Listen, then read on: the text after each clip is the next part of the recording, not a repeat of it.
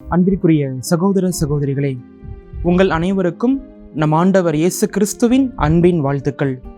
இன்றைய நாளில் திருப்பாடல் 111 இறை வசனங்கள் 1 முதல் 8 முடிய வசனங்களை நாம் தியானிக்க போகிறோம்.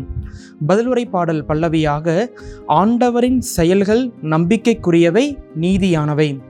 நம்முடைய திருவிவிலியத்தில் நாம் தெளிவாக காண்கின்றோம், ஆண்டவராகிய கடவுள் என்றுமே நம்பிக்கைக்குரியவராக இருக்கிறார். அவருடைய செயல்கள் என்றுமே உண்மையாக இருக்கின்றன.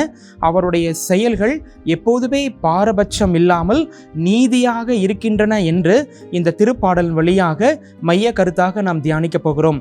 இந்த திருப்பாடல் 111 இறைவசனங்கள் 1-2 முதல் வசனத்திலேயே இந்த அரசர், இந்த ஆசிரியர் தெளிவாக சொல்கின்றார், அல்லேலூயா, நெஞ்சார ஆண்டவருக்கு நன்றி செலுத்துவேன், நீதிமான்களின் மன்றத்திலும் சபையிலும் அவருக்கு நன்றி செலுத்துவேன் என்று சொல்லுகிறார். அல்லேலூயா என்ற வார்த்தைக்கு ஆண்டவரை போற்றுங்கள், ஆண்டவரை நாம் மகிமைப்படுத்துவோம் என்று பொருள்படும். எவ்வளவு மகிழ்ச்சியாக அல்லேலூயா என்று சொல்லி இந்த திருப்பாடலை அவர் தொடங்குகிறார். ஆண்டவர் செய்த மகத்தான காரியங்களுக்கு எப்போதுமே அவரை நான் துதிப்பேன், அவரை நான் மகிமைப்படுத்துவேன். ஏனென்றால் என்னுடைய வாழ்க்கையை அவருடைய செயல்கள் வழியாக மிகவே உயர்த்துகிறார் என்று இந்த முதல் வசனத்தின் வழியாக நாம் உணர்ந்து கொள்ளலாம். இரண்டாவது வசனத்தின் வழியாக, ஆண்டவருடைய செயல்கள் உயர்ந்தவை, அவற்றில் இன்பம் காண்போர் அவற்றை ஆய்ந்து உணர்வார்கள் என்று எழுதப்பட்டுள்ளது. இந்த இரண்டாம் வசனத்தினுடைய உண்மையான அர்த்தம் என்ன?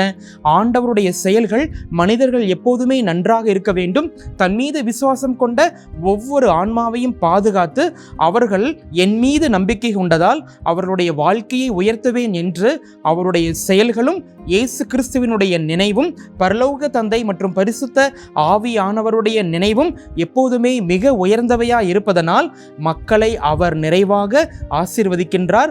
அதன் வழியாக மக்களுடைய வாழ்வும் உயர்கிறது.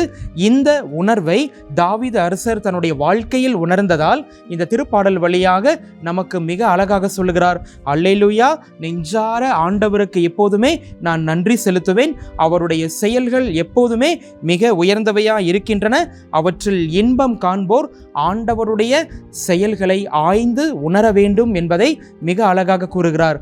ஆக நம்முடைய வாழ்க்கையில் ஒவ்வொரு நாளும் ஆண்டவர் செய்கின்ற ஒவ்வொரு காரியங்களையும் பரிசுத்த ஆவியானவர் துணையோடு ஆய்ந்து உணர நாம் கடமைப்பட்டுள்ளோம்.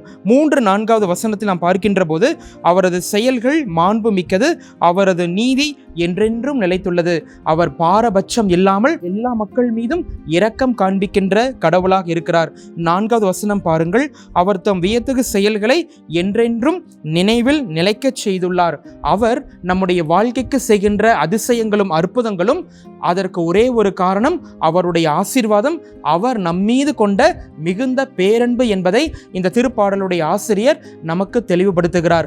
திருத்தூதர் பணிகளில் நீங்க வாசித்து பாருங்க, ராயப்பர் மக்கள் முன்னிலையில் சொல்லுகின்ற போது, கடவுளாகி ஆண்டவர் யூதர்களுக்கு மட்டுமல்ல இந்த உலகத்தில் இருக்கிற எல்லா புற இனத்தாருக்கும் அவர் கடவுளாக இருக்கிறார், அவர்களுக்கு இரக்கமும் அருளும் கொண்ட தேவனாக இருக்கிறார் என்பது தன்னுடைய மறைவுரையில் புனித ராயப்பர் மிக அழகாக சொல்லியிருக்கிறார். திருத்தூதர் பணிகளும் புனித சின்னப்பரும் பாருங்கள், இதோ புற இனத்தாருக்கு நான் நற்செய்தி சொல்லுகிறேன், இயேசு கிறிஸ்து வழியாக அருளும் இரக்கமும் எல்லா மக்கள் மீதும் நிறைவாக தங்கியிருக்க வேண்டும் என்பதை மிக அழகாக தெளிவுபடுத்துகிறார். ஆக இந்த 2 வசனங்கள் வழியாக அவர் என்றென்றுமே இரக்கமும் அருளும் கொண்ட தேவனாய் இருப்பதால் நம்மீது மிகுந்த பேரன்பு கொண்ட தேவனாய் இருக்கிறார். பாரபட்சம் அவர் காட்டுவதே இல்லை.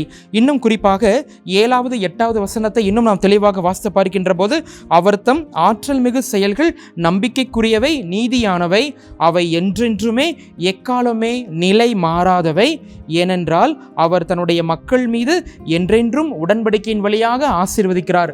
அவருடைய உடன்படிக்கையை என்றென்றும் நினைவு கூர்ந்து தன் மக்கள் மீது கொடுக்கின்ற ஆசீர்வாதங்கள் என்றுமே நிலையாக இருக்கின்றன. அது எப்போதுமே மாறவே மாறாது. எபிரேயருக்கு எழுதப்பட்ட திருமுகத்தில் வாசிக்கிறோம் இல்லையா, இயேசு கிறிஸ்து நேற்றும் இன்றும் என்றுமே மாறாத தெய்வமாய் இருக்கிறார். அதுபோலத்தான் தன்னுடைய தந்தையிடமிருந்து வருகின்ற எல்லா ஆசீர்வாதங்களையும் அவர் பெற்றுக்கொண்டு தன்னுடைய மக்களுக்கு நிறைவாக தருகிறார் என்பதை இன்றைய நாளில் நாம் உணர்ந்து கொள்வோம்.